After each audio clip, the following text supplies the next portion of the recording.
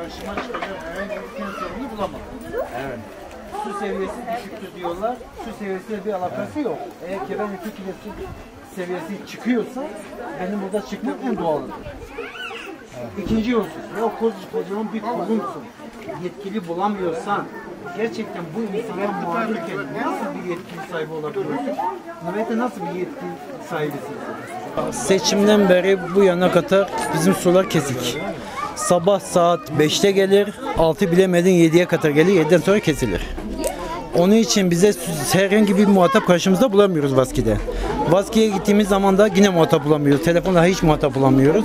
Hatta 184 miydi yanlış olmasın, doğru muydu? 184'ü aradığımızda adamlar bize diyorlar ki kardeşim sizin sıkıntınız bizimle değil, Vaski'yledir. Gördüğünüz gibi az önce kendiniz de gördünüz. Burada konuşmaya geldiler. Tamam, burada konuşmaya geldiler. Sizi gördükleri için kaçıp gittiler. Bunu muhtardan da tut ta Vaski'nin sorumlusuna kadar. Bizim bir an önce bu sorunların çözülmesini istiyoruz. Allah rızası için. Ya gerçekten bu insanlar mağdurdu. Yani kırsal bir bölgedir diye bu insanlar insan değiller mi? Niye şehir merkezinde sular akıyor da neden bir kırsal bölgede akmasın? Diyorlar ki işte vatandaş kaçak su kullanıyor. Kaçak su kullanıyorsa kardeşim tespit et, adamın cezasını kes. Bu normal vatandaşın da suistimal etme. İkinci, ödemediğim bir suyun faturasını, kullanmadığım bir suyun faturasını niye ben ödüyorum? 300 TL bana su faturası gelmiş, ben bir aydır suyun yüzünü görmüyorum. Böyle bir şey olabilir mi?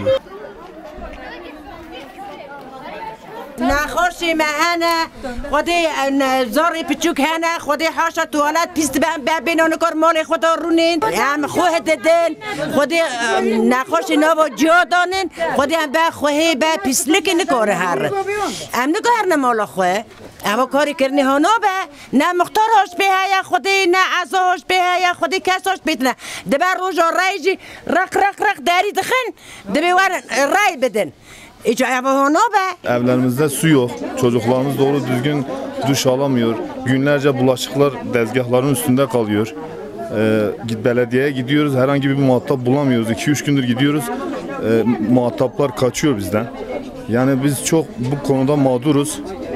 Yetkili kimse bize bir el atsın.